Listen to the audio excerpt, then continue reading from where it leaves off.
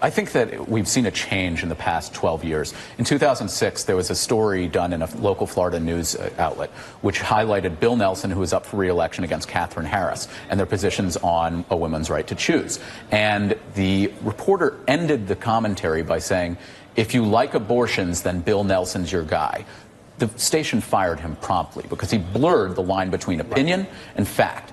And we now have seen where there are more and more reporters on both sides of the aisle, at least from my perspective as a conservative, who either inadvertently or willfully will blur the lines. We'll see liberal journalists do it and conservatives do it. And that's a disservice to journalism overall. Further, we are missing somebody like Walter Cronkite, who is the trusted voice that can give us that, here's the facts, and we know you're not putting spin on it. Okay, I understand what you're saying about willful blurring of the lines, but we've gotten to the point in this country and in this presidency where you have journalists who live and die by the notion that they have to be objective. I'm talking not about opinion journalists like me, but news side journalists out there who are covering this president, where the president puts them in the position of having to not editorialize or blur the lines, but to say the president has lied, that the president is telling falsehoods or whatever the synonym that they want to throw in. I mean, is that blurring of the lines, or is that journalistic responsibility? No, that's not blurring the lines when they're actually saying facts. We combat falsehoods with facts, and I think that's a very important thing. But there are a lot of conservatives, out there who say that telling the facts is blurring the lines. Guys, we have a president. Come on.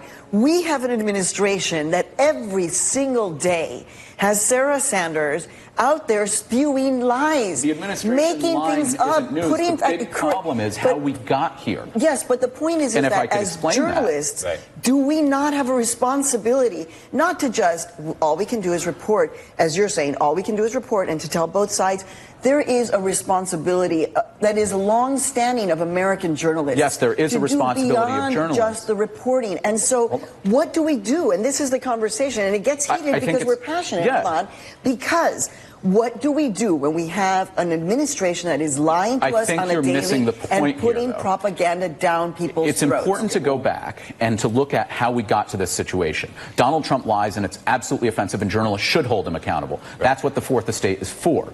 But there are instances where conservatives have felt more and more slighted to the point that they say, you know what? When you as a journalist speak, I'm not going to listen to you because I think you're lying. Take one example is that with Mitt Romney and the binders full of women. That was not an offensive, sexist, anti-woman comment. That was a factual statement of, yes, we have binders full of women. And while it was innocuous but built up as him being that, when you hear it's more crying wolf. You hear more and more on that. So when it's important and you actually have to hold the administration accountable for vicious and horrible lies. I mean, there's crying wolf in that, like, the wolf is at the door peeking through the windows at this point. I mean, binders full of women is such but that's just one of that's one of the old simpler times. The old simpler times.